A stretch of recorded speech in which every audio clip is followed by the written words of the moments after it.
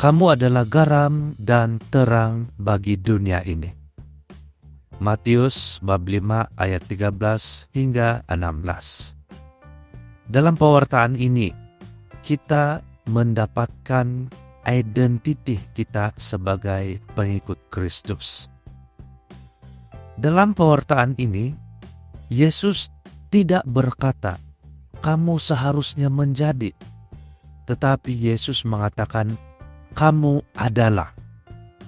Perkataan ini bukan sekadar nasihat, tetapi merupakan suatu penyataan tentang identiti kita sebagai pengikut Kristus dan panggilan hidup kita yang harus kita lakukan, harus kita hayati sebagai murid Kristus.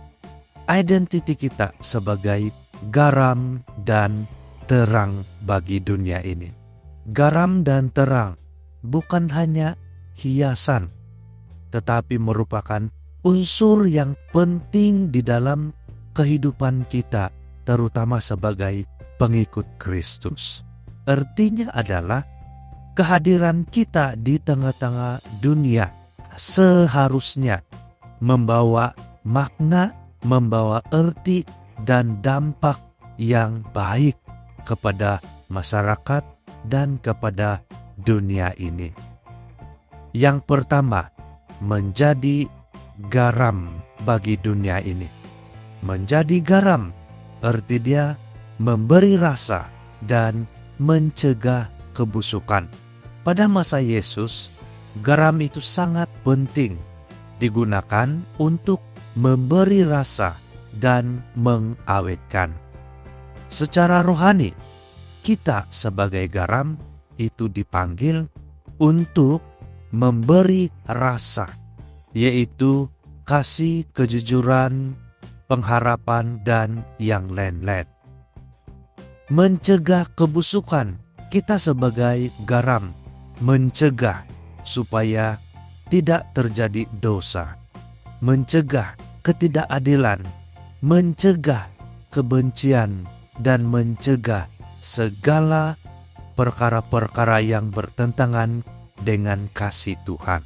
Kalau kita diam terhadap dosa, kalau kita diam terhadap kejahatan, itu tandanya kita sebagai garam semakin tawar. Kalau garam sudah tawar, maka apa gunanya? Perkataan ini merupakan sebuah peringatan keras dari Yesus bahwa kalau garam sudah tawar, tidak ada gunanya lagi. Garam yang sudah tawar melambangkan iman yang hanya tinggal nama sahaja.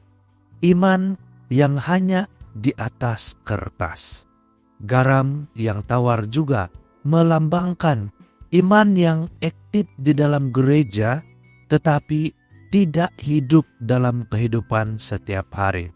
Garam yang tawar juga melambangkan rajin sambayang, tetapi tidak mencerminkan kasih.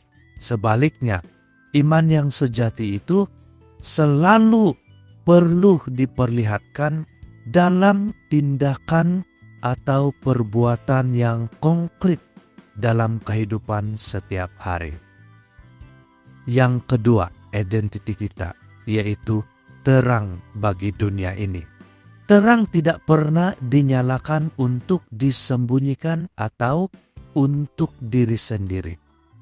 Namun, perlu diketahui bahwa iman kita, iman Katolik itu bukan iman persendirian atau bukan iman private, tetapi iman kita adalah iman yang bersaksi, iman yang bertindak. Cara kita bekerja, cara kita berbicara, cara kita melayani, dan cara kita memperlakukan sesama. Di sanalah kita menjadi terang bagi orang lain, bagi dunia ini. Terang yang utama adalah Kristus. Kita hanya memantulkan terang dari Kristus. Karena Kristus adalah terang yang sejati, Kristus adalah terang dunia. Maka kita hanya memantulkan terangnya. Maka tugas kita adalah supaya orang lain melihat perbuatan kita yang baik, yang bersumber dari Kristus, dan supaya dari perbuatan kita itu kita memuliakan Allah Bapa di surga. Menjadi terang di dalam kehidupan setiap hari. Arti dia, terang iman nampak di dalam perbuatan-perbuatan hidup kita. Di dalam perkara-perkara yang sederhana. Misalnya, kita tetap jujur meskipun rugi. Kita tetap mahu mengampuni meskipun kita terluka. Tetap setia di dalam keluarga. Dan peduli pada mereka yang lemah. Itulah evangelisasi ataupun pewartaan yang kuat, yaitu memberi kesaksian hidup yang nyata, atau menjadi garam dan terang bagi dunia ini di dalam kehidupan setiap hari.